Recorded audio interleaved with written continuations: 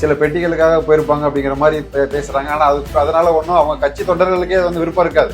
ஏன்னா அந்த கட்சி உருவாக்கின தலைவருடைய செயல் எண்ணம் எல்லாமே வந்து திமுகவுக்கு எதிராக தான் இருந்தது.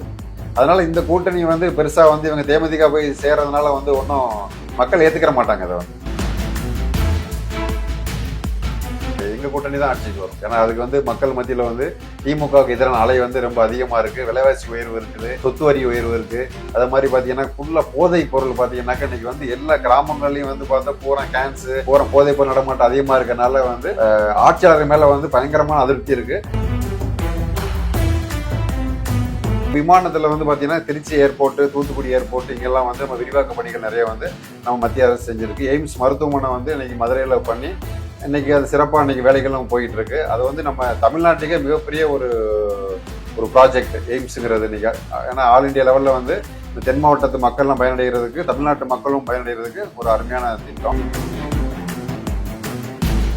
போக்குவரத்து வசதிகள் வந்து ரொம்ப முக்கியமானதாக நம்ம பார்க்குறோம். அப்போ ரயில் போக்குவரத்துங்கிறது வந்து சாதாரண ஏழை நடுத்தர மக்கள் வந்து வந்துட்டு போகிறதுக்கான இது வந்து அதில் தான் கிடைக்குங்கிறதுனால நிறைய ரயில் போக்குவரத்து வசதிகள் வந்துன்னா அது வந்து எல்லா இடத்துலேருந்து இணைக்கக்கூடியது. அப்போ தமிழ்நாடு மட்டும் இல்லாமல் உங்களுக்கு மற்ற மாநிலங்களில் வந்து அதிகமான மக்கள் வந்து இங்கே நம்ம குற்றாலத்தை நோக்கி வரும்போது குற்றாலத்தினுடைய டூரிஸ்ட் வந்து டெவலப் ஆகும்.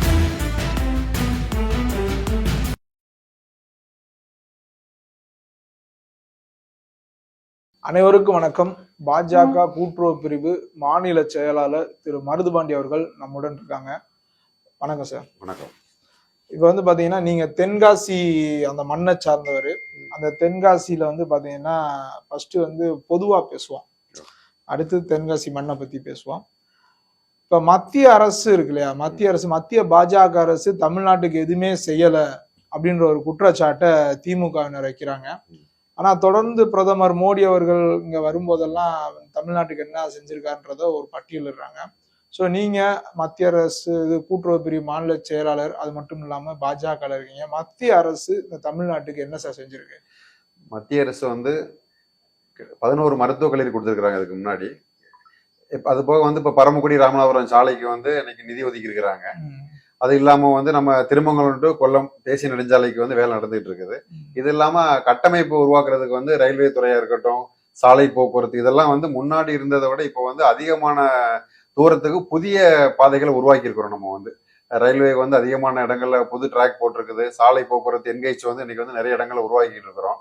அதுபோக விமானத்துல வந்து பாத்தீங்கன்னா திருச்சி ஏர்போர்ட், தூத்துக்குடி ஏர்போர்ட் இங்கெல்லாம் வந்து நம்ம விரிவாக்க பணிகள் நிறைய வந்து நம்ம மத்திய அரசு செஞ்சிருக்கு. எய்ம்ஸ் மருத்துவமனை வந்து இன்னைக்கு மதுரையில பண்ணி இன்னைக்கு அது சிறப்பாக இன்னைக்கு வேலைகளும் போயிட்டு இருக்கு. அது வந்து நம்ம தமிழ்நாட்டுக்கே மிகப்பெரிய ஒரு ப்ராஜெக்ட் எய்ம்ஸுங்கிறது இன்னைக்கு.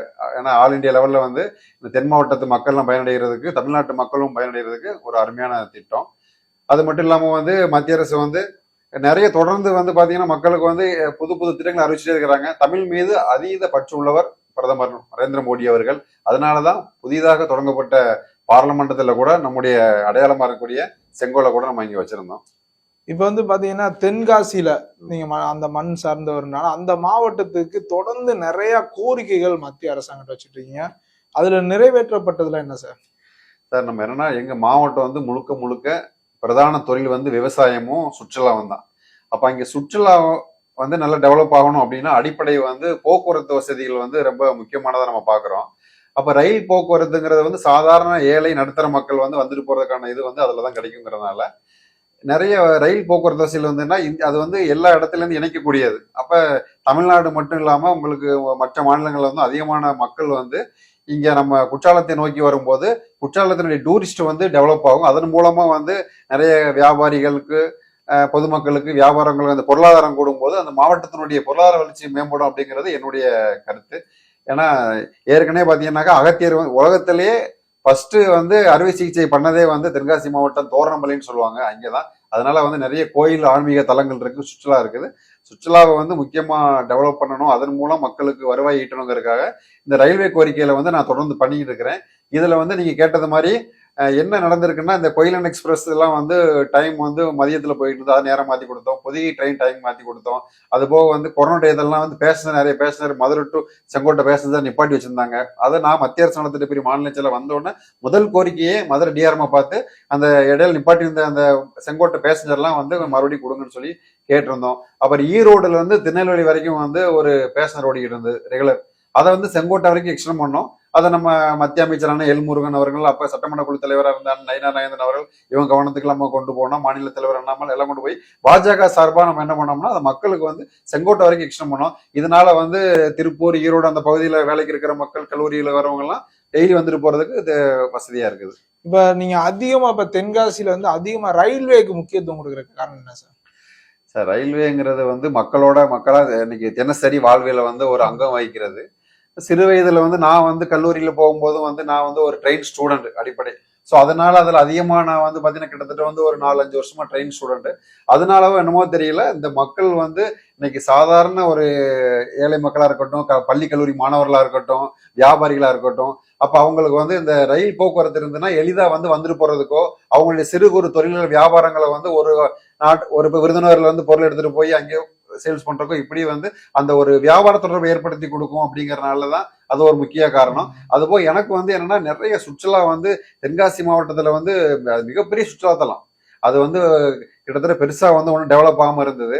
அப்ப இந்த ரயில்வே வரும்போது என்னன்னா வந்து மக்கள் எளிதில் வந்துட்டு போறதுக்கு வசதியா இருக்கும் அப்படிங்கறதா நம்முடைய முதல் நோக்கம். இப்ப அரசியல் ரீதியா போலாம். இப்ப தேமுதிக வந்து இப்ப திமுகவோட கூட்டணி வச்சிருக்காங்க இல்லையா?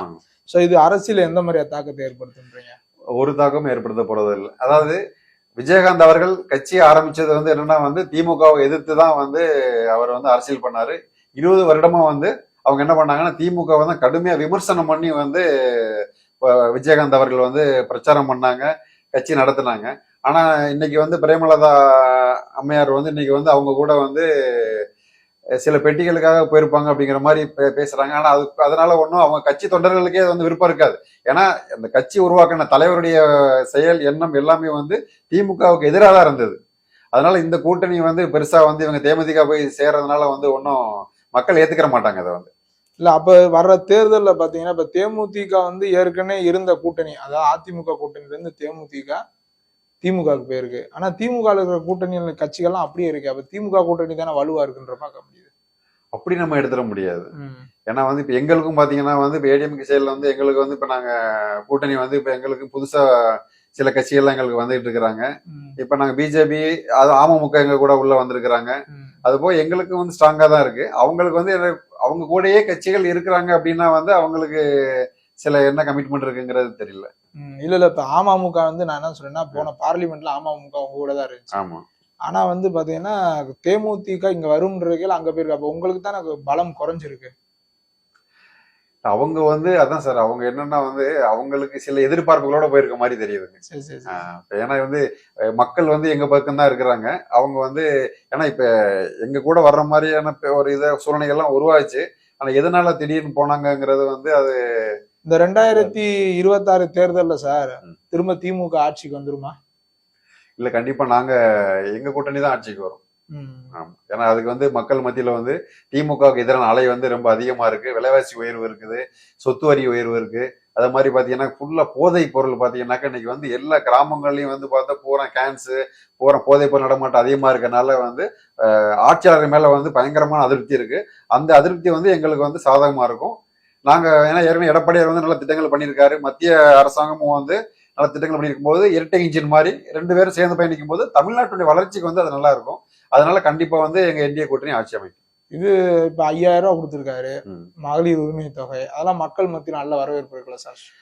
வரவேற்புங்கிறது மாதிரி நம்ம சொல்லிட முடியாது. அதாவது அவங்க ஏற்கனவே வந்து சொன்னது மாதிரி முன்னாடி வந்து 27 மாசம் லேட்டா தான் கொடுத்தாங்க, அந்த பணம் கொடுத்தாங்க. கடைசியா கடந்த 2-3 வருடங்களா வந்து பொங்கலுக்குலாம் வந்து பொங்கல் பரிசு கொடுக்கல. அதெல்லாம் சேர்த்து வச்சு அப்படி பார்க்கும்போது மக்களுக்கு வந்து அது வந்து லாஸ் தான்.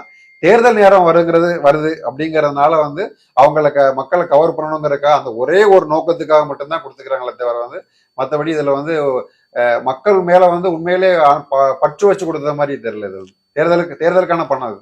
ரொம்ப நன்றி சார். நன்றி.